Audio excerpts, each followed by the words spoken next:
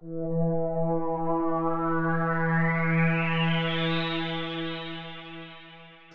back for another week of our fantasy football show here at the Daily Illini. I'm JJ Wilson. And I'm Erik. And joining us, we have Sam Sherman, a staff writer and a member of our fantasy football league. Thanks for having me on, guys. Yeah. Appreciate it. Well, you're familiar with our league. We don't have to actually catch you up to speed on it. You know that this week Erik kind of whooped me again. I mean, I'm kind of used to it. I'm 2-8 at this point, so I'm the bottom of the league. Your team's in rough shape. Yeah. And it was worse that it was Jordy Nelson, and because I was looking at who you had and who I had, Matt Forte, Jay Cutler, Jordy Nelson, they were all out there on our teams coming near the end. And as a Bears fan, I kind of, was not sure what to expect. I could have won or lost depending on how they did, and it just kind of ended in the worst possible result. I mean, you had Forte with 7 points. That was just miserable. The nice thing though is like when you have a game like that, and if you're rooting for one of the teams, but you have fantasy players on the other team, once it becomes a blowout, then you just say, well, run it up. Then if you're gonna beat us, then let me get some of my players involved, and then you don't really care at that point. Nice for him, not for me. I essentially won on Jordy Nelson's first touchdown catch. Yep. Yeah, that was big. It was deep.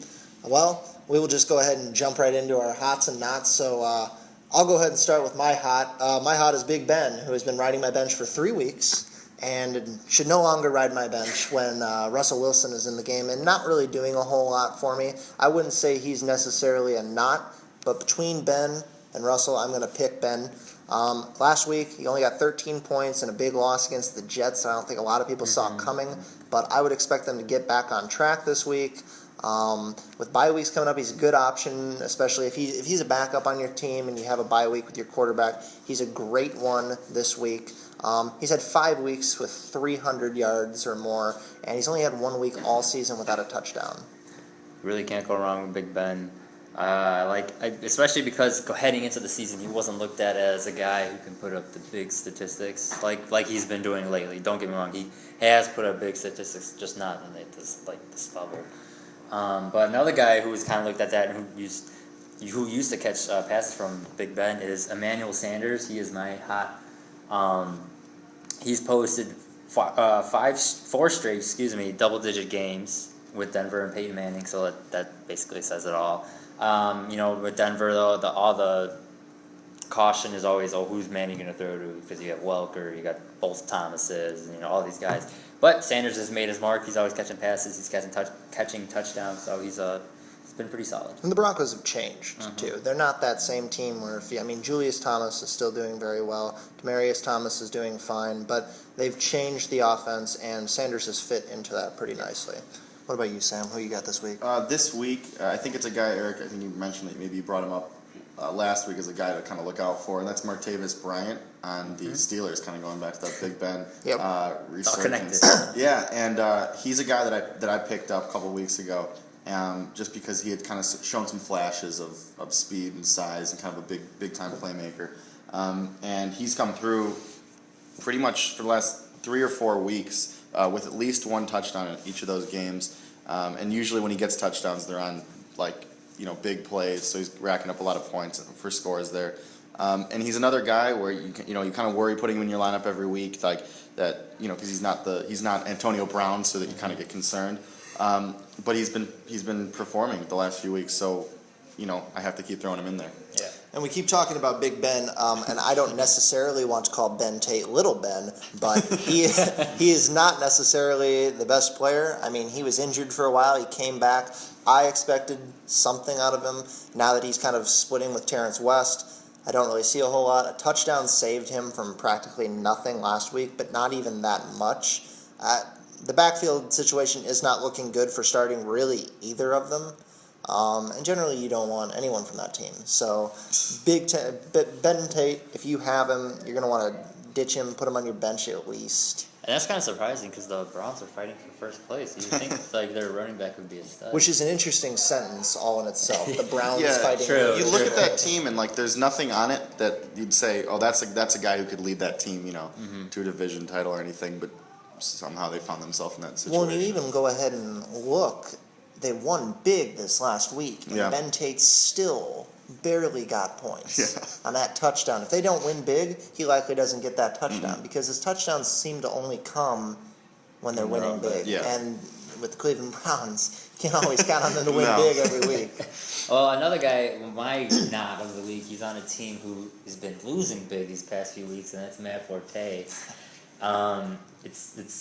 He's a running back. If the Bears have been falling behind early and large deficits, and that cuts into what Forte can do, which is run the ball. I mean, yeah, he can make up for it by catching passes, but not all the time. So we saw this past week. He had probably less than 70 total yards. Yeah. I mean, the Bears' offense is just dysfunctional right now, and I just stay away from them. He did not do well for me either, and I have him. He was my first-round pick. I trusted in him partially because I'm a Bears fan, but I don't think anyone expected the Bears to be this bad. We kind of have a tradition in our apartment because we have 2 Colts fans and 2 Bears fans where they have a Colts flag that whenever they win, they get to hang, and we have Bears jerseys that we get to hang whenever they win. So, it's been a while. Needless to say, my Matt Forte jersey has not been on the wall much this season, and it has a lot, not too recently, had to do with him, but within this last week or two, yeah, he's starting to fall off, and the Bears are just crumbling. It breaks my heart to say it, but the Bears are in bad shape. They're making the wrong kind of history. The problem is, Forte, when the offense is kind of clicking, he's the best all-around back in the NFL, especially in terms of fantasy. He's going to be getting the touches. He's going to be getting involved in the passing, obviously the rushing game. The problem is, as you guys kind of touched upon it, this Bears offense is so out of sync right now and seemingly has no game plan going in, so they're kind of just... It's sort of like a mishmash of things, and none of those things are working. And that's kind of, unfortunately for the Bears and for fantasy owners, hurt Forte's value. What I think you think about any of the Bears players this year. Jay Cutler, while people have some differing points of view on how he is as a quarterback, has been a pretty good fantasy player. Was steady. Brandon Marshall, Alshon Jeffrey should have been great ones. You should...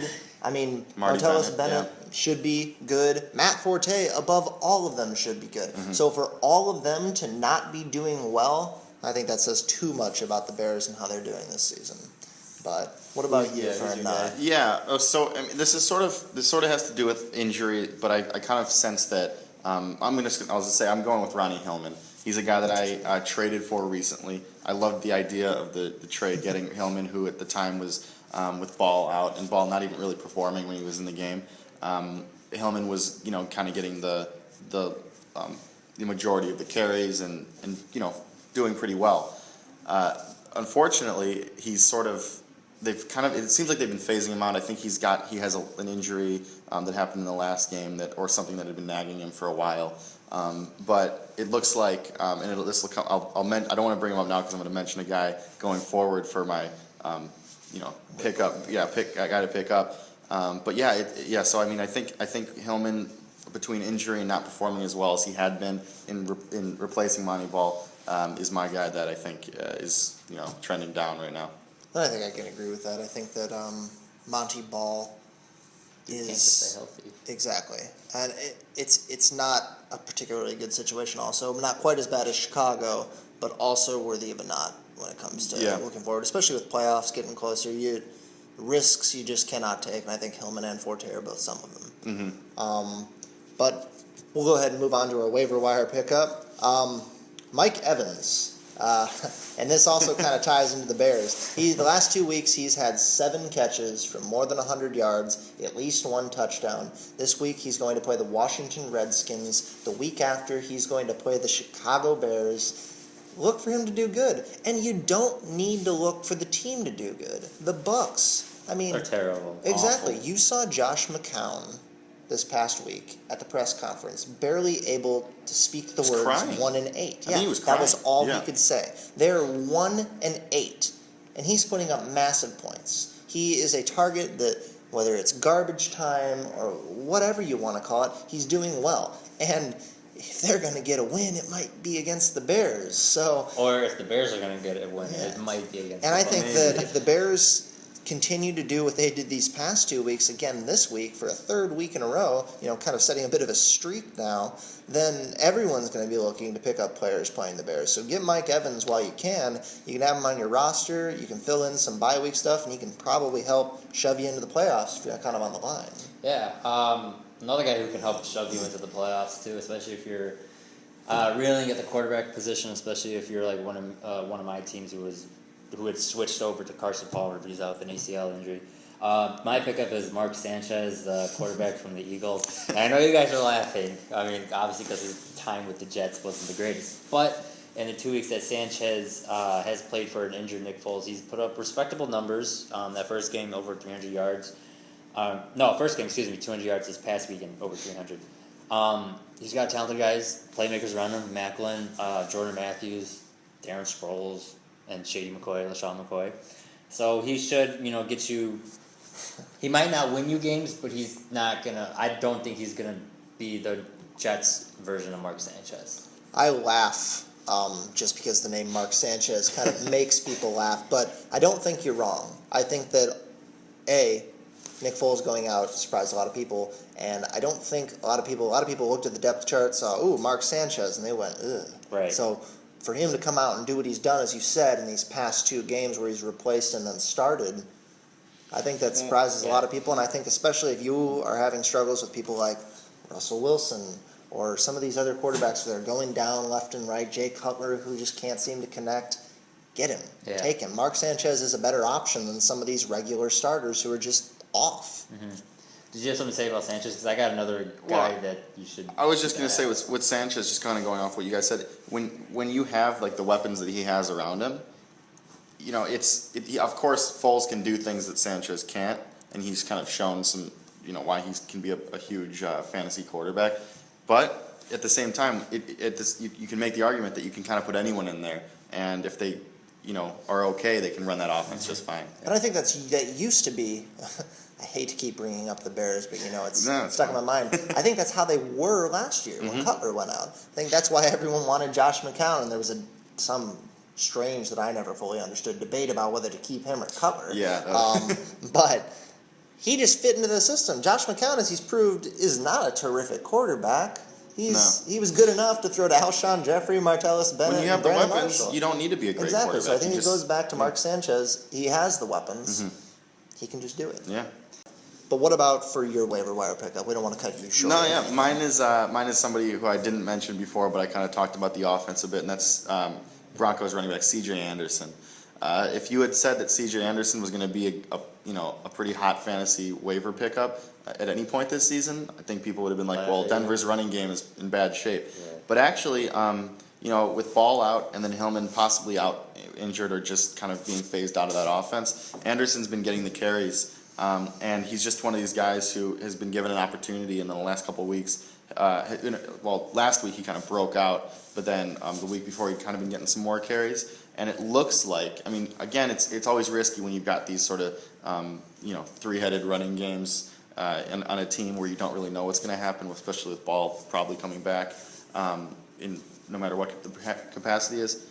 But I think you got to own this guy if you're having trouble at the running back position because he's going to get the carries. He got the most carries last week, and you'd have to think that that's going to, at least until they can figure something out definitively, kind of carry through. It's an interesting situation because I think last year I would have said that, the Broncos are in, they've got it, they've pretty much claimed everything they need right around playoff time, so they're going to be running the ball with no Sean Moreno. But it's entirely different this year because they've got more competition. They're not as strong offensively as they were, but they're different. And I think that Anderson is a great example of that different. Where it's it can still be frustrating. I'm not guaranteeing anything as no one can really do in fantasy because of course you could pick up Anderson, confidently put him in your lineup, and then they could go with Ball more. Maybe Hillman returns and they continue with him. That's just kind of the nature of fantasy football. If you're going to be riding on those, what coaches decide to do. But he did have a huge performance last weekend, so you got to think that's going to stay in the minds of that coaching staff. And then, Peyton Manning can't do all of it. Close. As much as we'd like to think. But speaking of Peyton Manning, your former team, or his former team, the Colts, I think, is in your matchup to watch this week. Yeah, so to cap this week, or our video for the week, my matchup to watch is the Patriots Colts. You got two of the best quarterbacks in the game going at it, Tom Brady and Andrew Luck. I had to catch myself. I almost did say Peyton Manning. But they're both vying for that number 1 seed. A month ago, Patriots were left for dead. And as I think we've learned is don't piss off Tom Brady. No. think we can agree on that one. Yeah. Yeah, I mean, I don't know. I just with that that is an interesting matchup, but it kind of along with not pissing off Tom Brady, I've learned that you can't bet against Tom Brady in a game that of significance. He always seems to come through. It's very rare that he disappoints his team or his fans. And what he's doing it with, I'm still not sure. But he figures out a way to do it, and it seems like just like every season, whether he has the weapons or not. He comes through it, especially in big games. And he's been figuring out how to do it ever since Welker left. Yeah. He's been persistently doing that. And while, yes, he does always seem to come through in the games that count, even the ones that reasonably you think you probably can win, again, the Bears, he's going to rain down hell. He's not afraid to just pile on. And, and that's the thing. A big part of that is Rob Gronkowski's health. If Gronkowski, isn't on the field, that is sort of a security, absolutely a security blanket for Brady. That he's had throughout his career. So if he's on the field, of course, that's going to help out. If he's not, which he's had some health concerns, seems healthy right now, then it becomes a little bit more limited. Well, I think that the Colts are also a very strong team, serious contenders in the playoff this year. So I think that a win over the Patriots, really, as if they haven't done enough already to help kind of cement that. I mean, keep in mind, they do not play in the best division. So typically, they're favored to get that division title. Neither team plays in the best. Exactly. But a win over the Patriots, notably one of the better teams around for the last 5-10 years, I mean, it says something about you, and the Colts need that. So I would expect that to be a big game, especially coming off a rough loss recently. But not a rough loss. Well, is a rough loss for Arizona, losing Carson Palmer, still managing to pull it out. Arizona versus Detroit. I think both teams are trying to stay competitive. Arizona is a tough team. They look very, very good. Yeah. And Detroit is trying to fight to stay ahead of Green Bay. Now, while the Vikings and the Bears really aren't giving them much shove this year, one thing about the NFC North is there's always at least two teams shoving each other around, and right now it's Detroit and Green Bay. So while Arizona and Detroit, there's a lot at stake for both, I think more of it at stake is Detroit just got Megatron, Calvin Johnson back, and they're really trying to fight to stay ahead of the Packers, especially the way the Packers just tossed their division rival around. I mean, it's going to be a struggle, and the Cards, without having Carson Palmer, it will be interesting to see how they respond. He went down in the game, and they were able to rally and recover, but it's a matter of if they can sustain that. With Juice Stanton, and don't forget, I mean, the Cards are probably in the toughest division in football with the Niners and Seahawks right there.